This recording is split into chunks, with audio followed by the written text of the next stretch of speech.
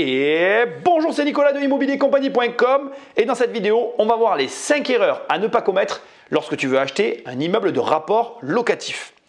Petite recommandation extrêmement importante, il y a plus de 5 erreurs, j'en ai pris 5 principales et 5 erreurs qui sont pour moi paradoxales, un petit peu particulières. Donc écoute bien, je vais te donner les détails à chaque fois.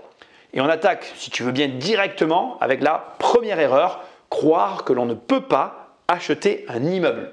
Alors, on va approfondir ce sujet, mais avant, tu vas venir avec moi. Je vais t'expliquer ce qu'est un immeuble, je vais le définir pour qu'on soit au clair, toi et moi, et pour qu'après on puisse mieux en discuter. Allez, viens, c'est ici que ça se passe. Donc, un immeuble, c'est quelque chose de très simple en fait. Ce n'est pas forcément la tour de 15 étages. Ça, c'est pour le côté, en gros, je ne me sens pas capable d'acheter un immeuble. Tu n'es pas obligé d'acheter une tour de 15 étages qui va coûter 15 millions d'euros. J'exagère un peu, mais tu vois ce que je veux dire. Voilà, c'est plutôt plus cher que ça d'ailleurs, surtout s'il y a 15 étages. Mais tu vois le truc. En fait, un immeuble, ça peut être, on va d'ailleurs effacer ça parce qu'on n'en a pas besoin, ça peut être tout bêtement, par exemple, la maison. Donc, on va faire un terrain comme ça. Ok, on va mettre ici une grande maison comme ça, tu vois. Tac, tac, on va faire ça comme ça et on va mettre, ben voilà, non d'ailleurs on va pas faire ça comme ça, on va faire ça comme ça, ça comme ça, ça comme ça et ça comme ça, on va faire ça comme ça, ça comme ça, ça comme ça et ça comme ça. Voilà, et là tu vois, regarde, tac, tac, tac, tac, il y a cette maison qui est à vendre, c'est une seule maison habitée par des personnes qui vivent à l'intérieur et toi quand tu vas l'acheter, tu vas la couper en deux. Et tu vas tirer ici en fait finalement une droite comme ça, tu vas rajouter un portail ici et un portail là, tu vas mettre ici un espèce de mur pour pas que chacun ne se voit, tac tac, voilà. Et là tu vois, tu as un immeuble, ça c'est un immeuble. Alors là c'est la version simple et édulcorée, maintenant on va un petit peu compliquer la chose. Un immeuble c'est quoi? En fait c'est un bâtiment qui est en pleine propriété qui appartient à une seule personne et la personne est en charge de la totalité du bâtiment. Donc par exemple, ça peut être aussi quelque chose de comme ça. Appartement 1, appartement 2, appartement 3, appartement 4. Et qu'est-ce qui se passe du coup? Eh bien ici en plein milieu, on va avoir une zone qui vont s'appeler ici les communs. Et les communs seront en gestion par le propriétaire. Les communs, c'est quoi? C'est l'escalier qui dessert chacun des appartements. C'est si sous le bâtiment, ici, tu as des caves, du coup, il y en a 4. Là, on a des caves. Eh bien, c'est des parties communes. Et du coup, un seul immeuble, ça peut être ça. Et tu as des immeubles qui sont de toutes les tailles et de toutes les caractéristiques. Tu vas avoir des immeubles que tu vas créer, comme tout à l'heure la maison que je t'ai montré que tu découpes. Tu vas avoir des immeubles qui vont être des vrais immeubles, qui vont être voilà, avec 4 logements, des petits immeubles abordables. Puis tu vas avoir des gros immeubles comme celui de 15 étages qui sont beaucoup plus chers et plus compliqués à trouver sur le marché. Ok? Donc voilà, je voulais que tu comprennes bien ce qu'est un immeuble. Un immeuble, c'est une pleine propriété qui n'appartient qu'à une seule et même personne. Et ou une seule et même société. Je mets une SCI, mais ça peut être une SARL, ça peut être ce que tu veux. Mais bref, un tellement immobilier complet de plusieurs logements qui appartient qu'à une seule et unique personne. C'est ça un immeuble et c'était important qu'on soit d'accord sur de quoi je parle pour qu'on puisse avancer sur la vidéo. Allez viens, on y retourne. Donc, comme tu viens de le voir, un tellement immobilier, c'est un ensemble qui appartient qu'à un seul propriétaire et ce n'est pas forcément un immeuble de 15 étages. Tu peux acheter un immeuble. Tout le monde est capable de s'acheter un immeuble parce qu'il y en a de toutes les tailles, de toutes les sortes. Bref, tout le monde peut s'acheter un immeuble. Mais attention justement, tout le monde peut s'acheter un immeuble, mais tout le monde, premièrement, ne le fait pas. Et deuxièmement, c'est extrêmement important. Il faut faire attention et c'est le paradoxe parce que parfois, on achète un immeuble alors qu'on ne doit pas acheter un immeuble. Et c'est toute la difficulté.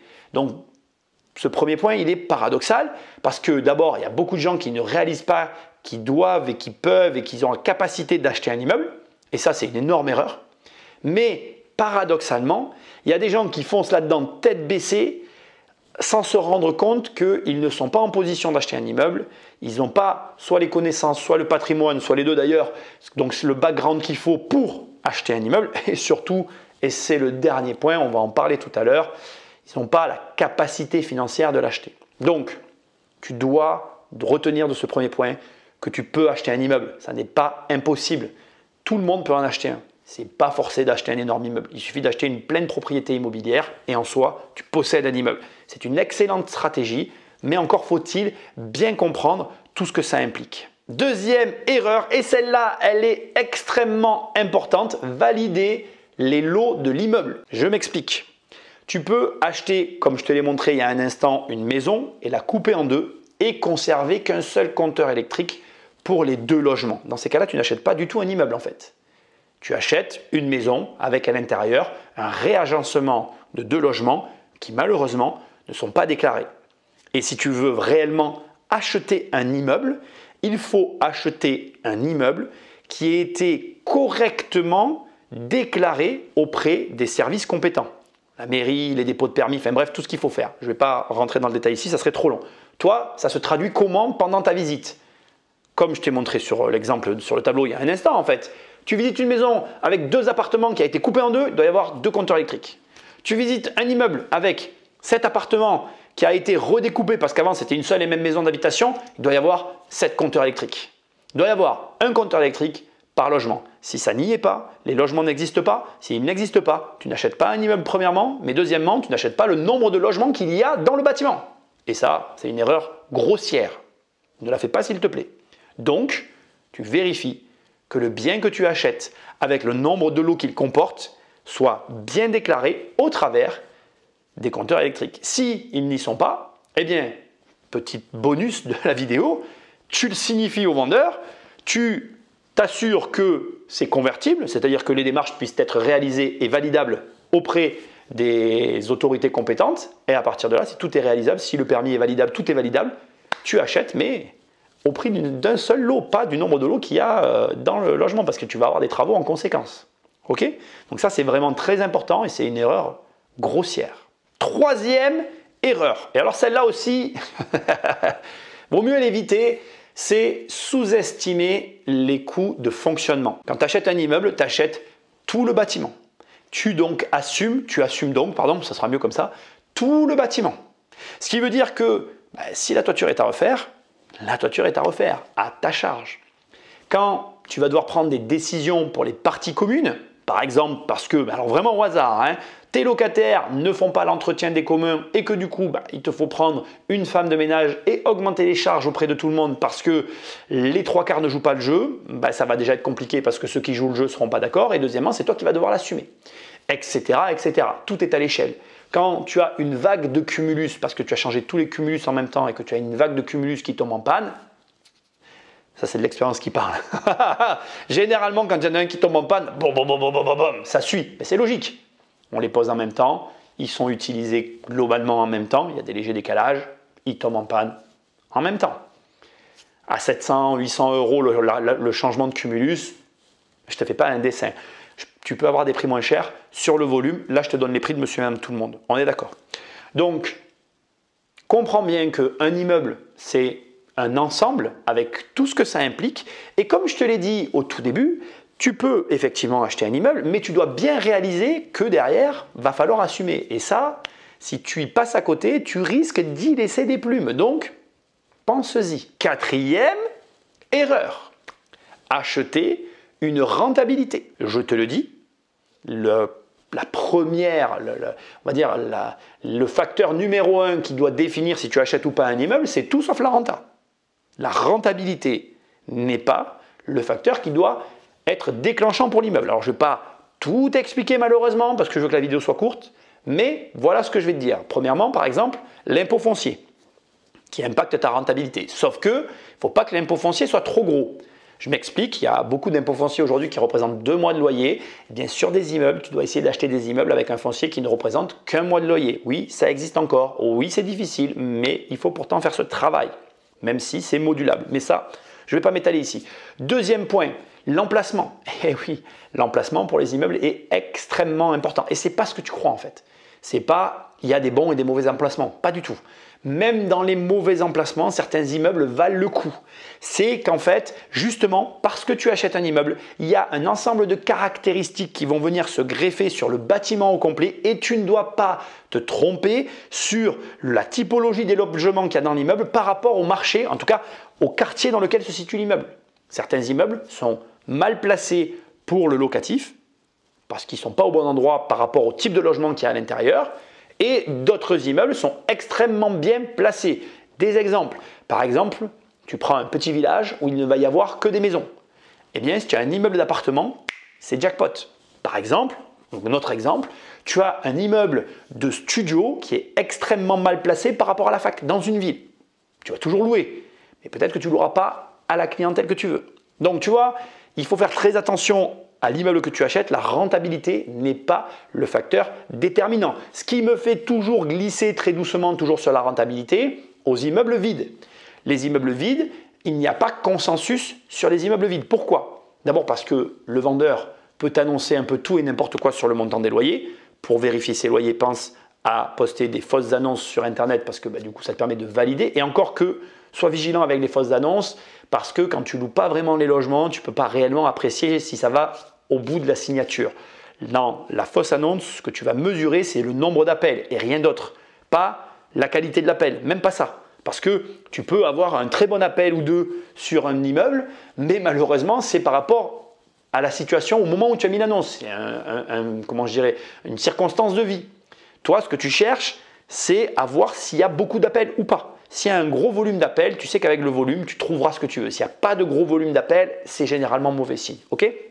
Donc, comme tu peux le voir, la renta, plus que jamais sur les immeubles, ça n'est qu'un paramètre qui a son intérêt, mais qui est loin d'être le principal. Donc, surtout, ne fais pas cette erreur d'acheter des immeubles par rapport à la renta. Ne fais pas cette erreur d'aller chercher des immeubles par rapport à la renta. La renta n'est qu'un indicateur. Je le dis tout le temps, mais alors là, ça se vérifie. Ok ? 5e erreur. Le nombre de lots. Alors là, on est encore sur un paradoxe et je voulais finir avec ça. Le paradoxe, c'est le suivant et tu vas comprendre. Ton nombre de lots, normalement, c'est ta sécurité. En gros, plus tu as de lots dans ton immeuble, moins tu prends de risques puisque tu le dilues. Sauf que ton nombre de lots, paradoxalement, c'est tes frais de fonctionnement. Et du coup, tu dois être attentif à ça. Beaucoup de lots, ça signifie beaucoup d'entretien. Et ça signifie un certain volume financier. Donc, l'erreur qui consisterait à vouloir acheter pour pas cher énormément de lots dans un immeuble, ça, c'est vraiment pas une bonne idée. Il faut en gros que tu trouves un juste équilibre dans la répartition du type d'appartement, dans le nombre de lots que tu achètes et surtout que tu aies conscience de ta situation financière. C'est un mélange qu'il faut évaluer et qui doit te permettre de définir ta stratégie ou plutôt de définir le type d'immeuble que tu cherches. Bien évidemment que si tu me regardes et que tu es un investisseur chevronné, que tu commences à avoir un certain patrimoine, bien là tu peux monter sur des immeubles avec beaucoup de lots qui vont te rapporter du coup beaucoup d'argent. Mais fais très attention, Beaucoup de lots, ça reste beaucoup d'entretien et ça augmente ce que je te disais tout à l'heure, tes frais de fonctionnement. Ne le sous-estime pas. Parce que ça mange ta rentabilité, ça peut te générer de gros problèmes quand tu vas avoir, comme je disais tout à l'heure, ne serait-ce qu'une vague de cumulus. Quand tu as 5 cumulus à changer, on va arrondir à 1000 euros, c'est 5000 euros qui partent. Quand tu en as 15 à changer, c'est 15 000 euros, etc. Il n'y a pas de limite. Tu as des immeubles avec énormément d'unités. Donc, plus que jamais, mets-toi des paliers et sois cohérent avec ta situation financière. Voilà. Les 5 erreurs à ne pas commettre si tu veux acheter un immeuble. En conclusion, ce que j'ai à te dire, c'est que c'est un marché particulier, qu'il faut s'y intéresser, que tu dois en avoir dans ton patrimoine, mais qu'il ne faut pas faire n'importe quoi parce que plus que jamais, les immeubles, c'est typiquement le type de bien immobilier qui peut soit te faire passer à l'étape d'après, soit malheureusement te faire perdre beaucoup d'argent. Donc sois vigilant, c'est vraiment un conseil de la famille et apprends. La meilleure manière d'apprendre, c'est d'en acheter un premier, mais petit. L'exemple du début sur le tableau, une petite maison divisée en 2 logements, déjà, Ça te permettra d'apprécier ce qu'est un immeuble. Il y a des immeubles de 2 lots, de 3 lots, de 4 lots, etc. Contente-toi pour commencer d'un petit. Ça te permet d'appréhender le truc et grandis petit à petit. Doucement, mais sûrement. J'espère que tu as aimé cette vidéo. Like, partage, abonne-toi, c'est gratuit. Pense à cliquer sur la cloche. Va sur immobiliercompagnie.com. Dans l'onglet livres, il y a mes livres. Dans l'onglet programme, il y a mes programmes. Tu cliques et on travaille ensemble. Et moi, je te dis à très bientôt dans une prochaine vidéo. Salut!